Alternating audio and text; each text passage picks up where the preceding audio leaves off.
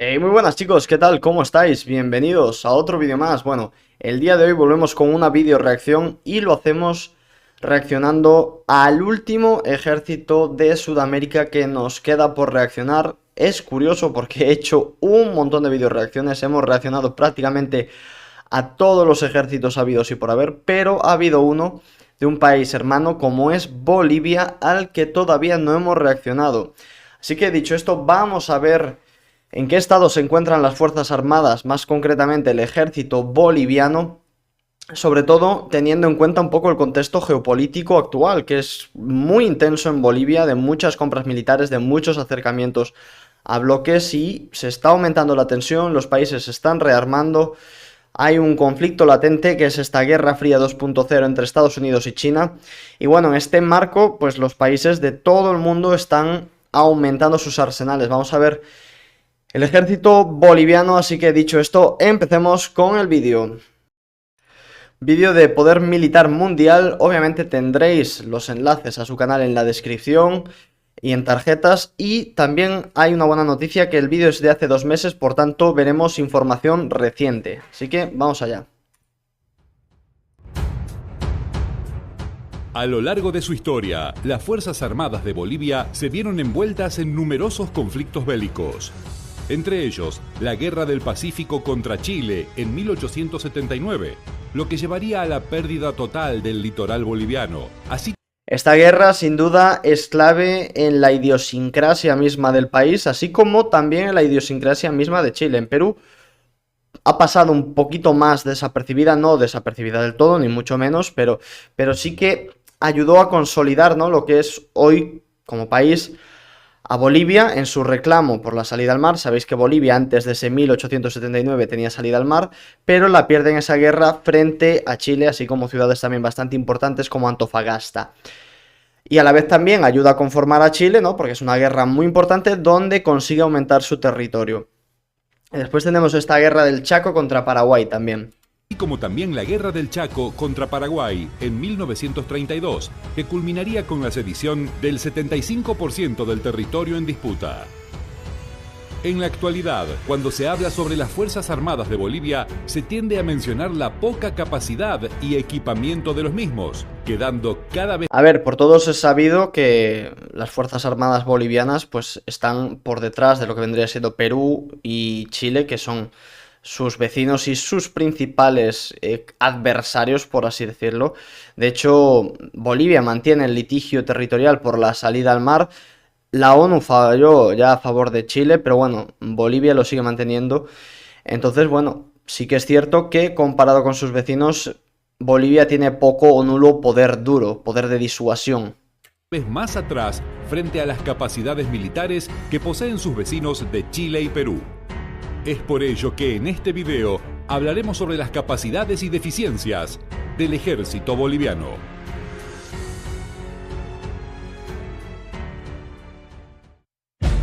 Para comenzar, su presupuesto de defensa, el mismo que desde 2005 hasta la actualidad ha tenido un aumento muy considerable, llegando cerca de los 590 millones.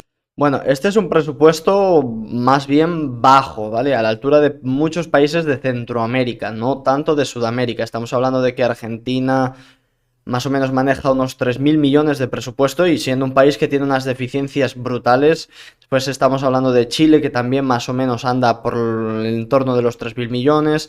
El Perú también quizás un poquito más, incluso Colombia ya superamos los 10.000 millones, Brasil los 25.000 millones. Por tanto, a mí me parece un presupuesto bastante bajo para lo que es el tamaño del país y sus necesidades de defensa y poder duro. Millones de dólares. Si bien esta es una suma muy limitada en comparación a los presupuestos que manejan los demás países de la región, lo cierto es que este país no debe invertir recursos en mantener una marina de guerra de grandes buques, así como tampoco una flota aérea de cazas. Y a esto también se le suma un personal profesional muy reducido. Sin embargo, la mayor parte de este presupuesto sería empleado para cubrir el elevado salario de los altos mandos militares, así como también para el mantenimiento de su actual equipamiento, dejando muy poco o casi nada para la implementación de nuevas capacidades. Perdonad que pare bastante el vídeo, pero he estado investigando mucho sobre el ejército boliviano estos últimos días y semanas y obviamente me apetece complementar información. Bolivia se encuentra inmerso en un proceso de modernización de sus fuerzas armadas muy necesario porque, bueno, pues está muy obsoleta. Sobre todo el tema de la artillería es preocupante que un país como Bolivia pues no tenga unidades de maniobra perfectamente formadas, con brigadas polivalentes y con una artillería sobre todo capaz de atacar en retaguardia profunda. Estamos hablando de artillería pues por lo menos de 155 milímetros o 152, que más o menos barajan unos alcances de 30-45 kilómetros. Y después también tendremos la carencia de lanzacohetes de artillería. Entonces, bueno, pues ahí sí me parece muy acuciante, pero después también hay una rama blindada pues muy descuidada, ¿no? Con los SK-105 Cuirassier, que bueno, eran buenos tanques en los años 70, el puño blindado de Bolivia en los años 70 era muy bueno, pero a día de hoy pues representa un atraso bastante importante. Suerte es que Perú pues también tiene los T-55 que no corresponden a una seria amenaza tampoco, pero si nos vamos a Chile, Chile ya tiene los Leopard 1 y los Leopard 2 A4, por tanto ahí ya con Chile ya es una diferencia abismal. Se estima que el personal militar activo del ejército boliviano estaría alrededor de los 35.000 efectivos, los cuales están dotados con un fusil de combate estándar, FN FAL, de calibre 7.62 milímetros. La infantería y grupos especiales también están equipados con fusiles Galil de procedencia israelí y el legendario AK-47. Bueno, sinceramente dudo mucho que este sea el AK-47, igual es el AKM. Diría yo que es el más común. 7 soviético.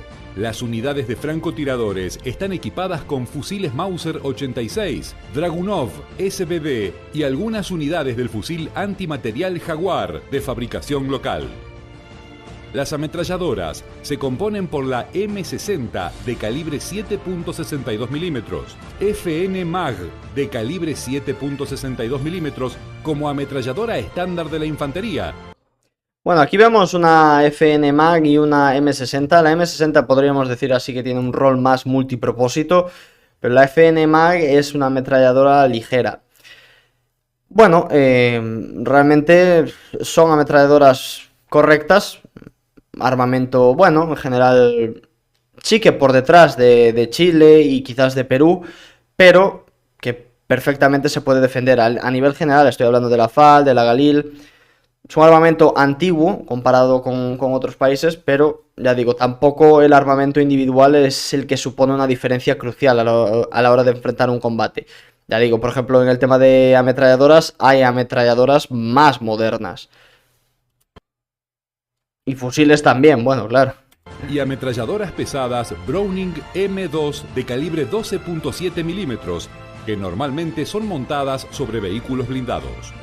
Su armamento antitanque está complementado por los lanzacohetes RPG-7, lanzacohetes M72A3 LAU de 66 milímetros y misiles guiados antitanque HJ-8 de origen chino.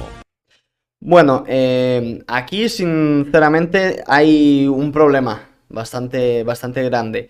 Si estamos hablando de fuerzas acorazadas, por ejemplo de Chile, hablaba antes de los Leopard 2 A4, y realmente el único armamento defensivo para los Leopard es este, el HJ-8, que es un misil antitanque, si mal no recuerdo, de segunda generación chino, el cual utiliza todavía un sistema de guiado en LOS. Me puedo estar equivocando, pero obviamente son tantos datos y tantas características que me puedo estar equivocando. Pero bueno, de todos modos me parece un material antitanque insuficiente, perdón. Sí que es verdad que después están los RPG-7 y los M72 Low, pero son lanzacohetes, bueno, de bajo poder explosivo. Entonces no vendrían representando una amenaza demasiado considerable para los Leopard 2 A4. La defensa antiaérea de Bolivia está compuesta por varios sistemas de radar de largo alcance procedentes de Francia, los cuales se encuentran instalados en distintos puntos de todo el país. Sin embargo, estos no disponen de sistemas de misiles. En su lugar, la defensa aérea depende de armas muy anticuadas, como cañones dobles Norinco tipo 65 de 37 milímetros y algunas unidades de misiles antiaéreos del tipo Manpads. Bueno, a ver, defensa antiaérea también muy importante, sobre todo a día de hoy con la proliferación de diversos tipos de drones. Me parece una defensa aérea bastante corta. No es el único país que solo tiene defensa antiaérea del primer anillo. Hay 3 anillos en defensa antiaérea. El primer anillo, defensa de baja cota, es decir, helicópteros, drones y otros pequeños artilugios. Defensa de punto, que ya estamos hablando de 30, 50 kilómetros. Y después defensa antiaérea estratégica, que ya estamos hablando de los 50 kilómetros en adelante, ya para abatir aviones bueno, comerciales no, pero aviones de transporte, cazas, etcétera, etcétera. Obviamente hay muchos países de Sudamérica que solo tienen el primer anillo de defensa. De hecho, creo que solo Chile, Venezuela y ahora Colombia van a tener más del primer punto, es decir, el segundo punto, tercer punto. Ahora bien, considero un error tener estas posiciones remolcadas, ametralladoras dobles remolcadas, porque no son tan móviles y tan operacionales como las piezas SPAG, que son básicamente a cadenas, ametralladoras antiaéreas a cadenas con un chasis, ¿no? Que podría ser de un tanque. Y estas son mucho más efectivas porque tienen el mismo radar incorporado ahí. Y además, bueno, pues son mucho más móviles, ¿no? No requieren de tanto tiempo entre despliegue, básicamente. Así que bueno, yo cambiaría eso, el tema de estas posiciones remolcadas por posiciones autopropulsadas, estilo Gepard 1. En cuanto a la artillería, es importante mencionar que estos no disponen de obuses de 155 milímetros, así como sistemas de lanzacohetes múltiple, lo cual es algo esencial para diezmar a la infantería enemiga a grandes distancias. Para ello, las unidades de artillería solo disponen de cañones remolcados de 122 y 105 milímetros, así como también algunos cañones sin retroceso de 90 milímetros y morteros de distintos calibres. Pasando a la infantería mecanizada principal, podemos encontrar alrededor de 50 cazacarros SK-105 Cuirassier, los cuales están armados con un cañón de ánima rayada de 105 milímetros. Este es otro problema, el 105 milímetros, y además el 105 milímetros de un Cuirassier que me parece que no está modernizado desde principios de los 90. Por tanto, el cañón de 105 milímetros a día de hoy, si no es un cañón de alta velocidad o algún tipo de cañón especial de 105 milímetros, poco puede hacer contra un blindado moderno. Entonces, esto es otro problema. O sea, el Cuirassier, como dije antes, a finales de los 70 incluso podía suponer una amenaza muy seria para cualquier fuerza acorazada de Sudamérica. Hoy en día, pues no. Obviamente está claro que es mejor tenerlos que no tenerlos, pero bueno, ya digo, requieren de un sustituto. Ya iba a decir de una modernización, no, pero de un sustituto. A esto se le suman 24 blindados de combate EE-09 Cascabel de origen brasileño, los cuales están armados con un cañón de 90 milímetros. Bueno, me parece un número también bastante insuficiente. Este es un vehículo realmente de exploración y caballería. Fue un buen vehículo en su día también. Los brasileños pues han hecho, y sobre todo la empresa que los fabricaba, Engesa, fabricaba muy buenos vehículos. Es una pena que quebrase.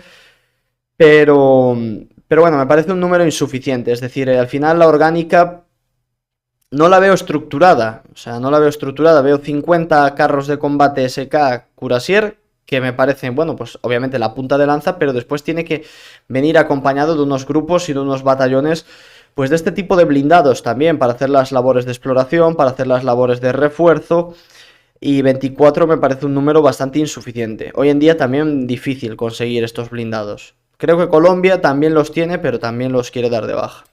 También disponen de medio centenar de blindados de transporte de personal M113, 24 blindados de transporte de personal EE-11 Urutu, 12 blindados B-100 Comando de origen estadounidense y 41 blindados de transporte de personal Tiger SFB-05, donados por el gobierno chino en 2016 y 2017.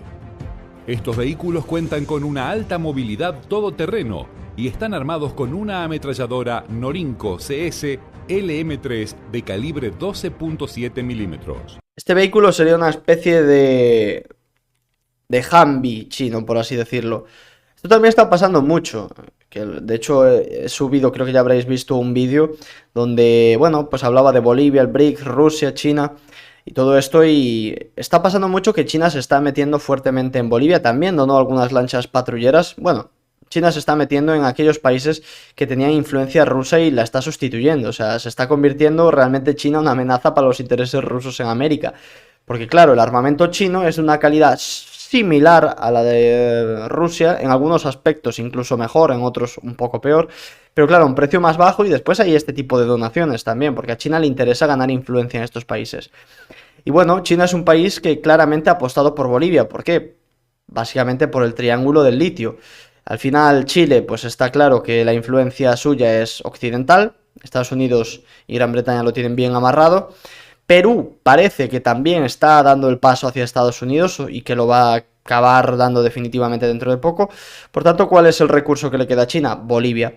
Y ahí está incursionando bastante. Bueno, volvemos a lo mismo de antes. Me parecen unas fuerzas poco mecanizadas. A día de hoy sabéis que la movilidad y la maniobra es importantísima, y para eso tienes que tener la mayor cantidad de batallones y regimientos y brigadas totalmente mecanizadas. Entonces, bueno, me parecen números insuficientes para mecanizar todas las brigadas y todos los batallones que debe tener el ejército boliviano.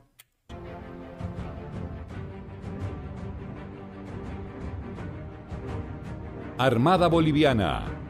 Al tratarse de un país sin acceso al mar, la Armada Boliviana no dispone de buques de guerra ni grandes embarcaciones. Estos están orientados principalmente a la seguridad y defensa, administrar y proteger los intereses marítimos, fluviales y lacustres del territorio nacional. Para ello, cuentan con lanchas de combate y pequeños buques patrulleros, entre ellos un patrullero denominado como PR-501 Santa Cruz de la Sierra. También disponen de lanchas de combate tipo Piraña, armados con ametralladoras ligeras.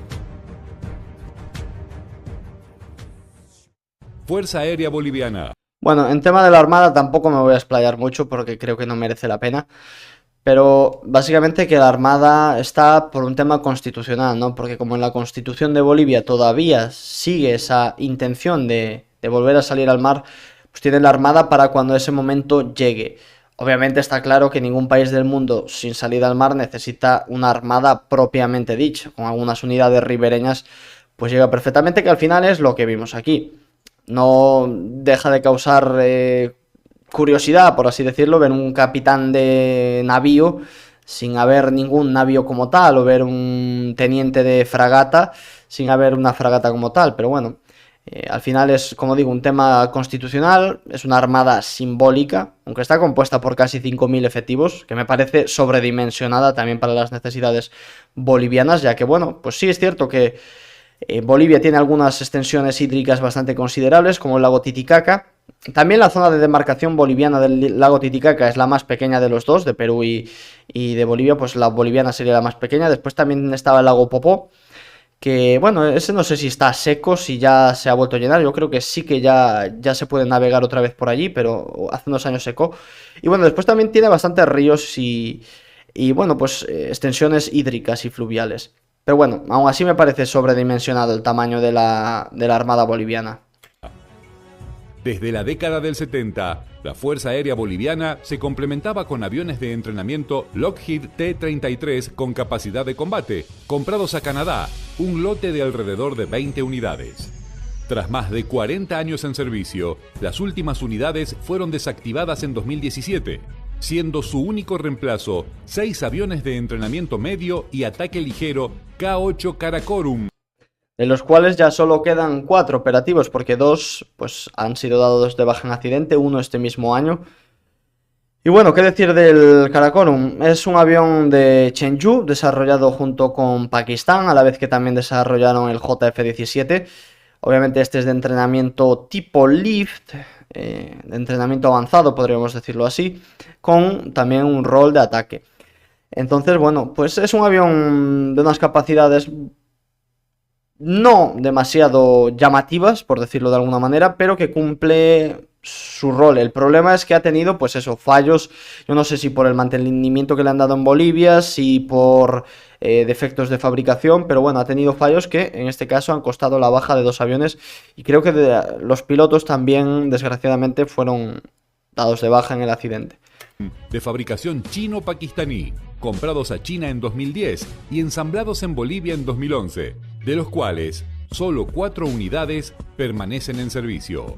Los K-8 ofrecen cierta capacidad para realizar prácticas de vuelo de pilotos en misiones de combate aire-aire cercano contra otros aviones de combate enemigos, así como misiones de ataque aire-tierra, prácticas de maniobras aéreas para combate aéreo cercano, gracias a su gran velocidad y maniobrabilidad. Su armamento está complementario de hasta 16 kilómetros. Si bien el empleo de estas versátiles aeronaves ofrece un nuevo nivel para los futuros pilotos de caza bolivianos, lo cierto es que estos aviones fueron adquiridos principalmente para la lucha contra el narcotráfico, y la posibilidad de implementar aviones caza de mayores capacidades, como el MiG-29 o el Su-30, aún son inciertas. La aviación de ala rotativa está... Bueno, desde luego los K-8 la ventaja que tienen es que pueden interceptar narcoavionetas y este tipo de aparatos. Por tanto, ahí sí que es una ventaja porque no es la primera vez. Bolivia, bueno, es uno de los principales productores de hoja de coca y este problema, pues, es una realidad en el país. Entonces, bueno, ahí sí que el K-8, pues sí que tiene esa ventaja. Está compuesta principalmente por helicópteros utilitarios y de transporte, entre ellos 6 Eurocopter AS-332 Super Puma de fabricación francesa, 6 helicópteros utilitarios Harbin Z-9 comprados a China y algunas unidades del Bell UH-1H de origen estadounidense. Este helicóptero es un peligro, ha tenido ya no sé cuántos accidentes porque, bueno, es un helicóptero antiquísimo de los años 50 y bueno, yo este sí que helicóptero sí que lo iría ya cambiando. Un helicóptero utilitario, el mítico Airocchi de toda la vida. Bueno, es la versión H, que es un poquito más moderna, pero sí que este helicóptero se ha convertido en un auténtico peligro porque hay muchos en las Fuerzas Armadas de Sudamérica y bueno, pues ya están muy antiguos. Por último, los ya conocidos aviones de transporte táctico C-130 Hércules de la Fuerza Aérea Boliviana, los cuales son empleados principalmente para el entrenamiento y despliegue de paracaidistas, como también para la ayuda humanitaria en situaciones de crisis en todo el país.